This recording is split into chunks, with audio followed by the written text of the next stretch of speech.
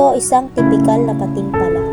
Ito ay isang patimpalak upang nakatanim na pag-ibig sa bayani hayaang mamulaklak at ang mga salita ay humalimuyak mula sa pusong busilak. Kabataan. Kabataan ang pag-asa ng bayan. Maaaring ang karamihan ay hindi naniniwala sa maposong linyahan, ngunit ating tandaan na ito ay mga salitang hindi lang basta binitawan ng ating pambansang bayani at sa bayan na iniwan dahil ito ay isang palatandaan na hindi dapat masayang ang panahon ng kabataan. Kaya hayaan niyo ako.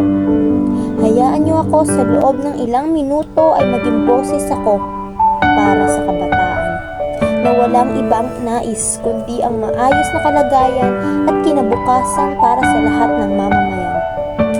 Mga kabataan, huwag nating hayaan ang mga mata ay laging pikit, ang mga labi ay dikit.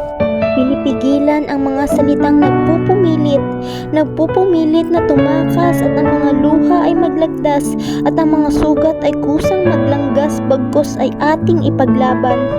Ipaglaban ang pinamanang kalayaan. Kalayaang magsalita at isigaw ang kung ano ang mga pananaw. Kalayaan na lumakad at umusad at umaksyon para sa lahat patungo sa pagbabago na ating hinahangad. Sapagkat mga kabataan, napilit ginagapang ng ating mga magulang nang sa ganon ay ating maunawaan kung ano ang mali at ang wasto. Kung ano ang mga nagbago sa mundo at saka bumuo ng konkretong plano at solusyon sa mga ito. Tungkulin natin na kalasin ang posas sa mga kamay at tagpasin ang mga kadena sa mga paa nang sa ganon ay mas malayang maisulong ang pagbabago na hangad ng bawat isa. Buksan ang mga mata nang makitang sitwasyon, ang tunay na sitwasyon, edukasyon. Ang isa sa mga susi at solusyon, hindi lang para sa atin kundi para sa mga susunod na henerasyon. Buksan ang mga tenga upang madinig ang daing at hinanaing ng bawat isa na uuhaw sa mas maayos na sistema.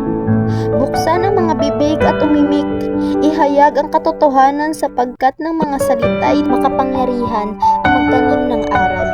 Hindi lang sa isipan, kundi sa bawat puso ng mga mamamayan.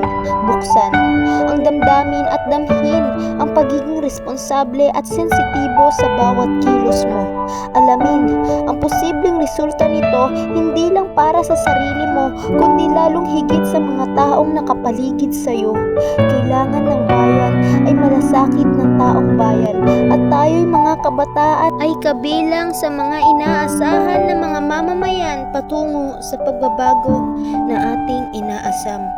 Kaya tara, sama-sama na manalangin sa Ama na tayo'y gabayan niya nang sa ganon lahat ay ating makaya.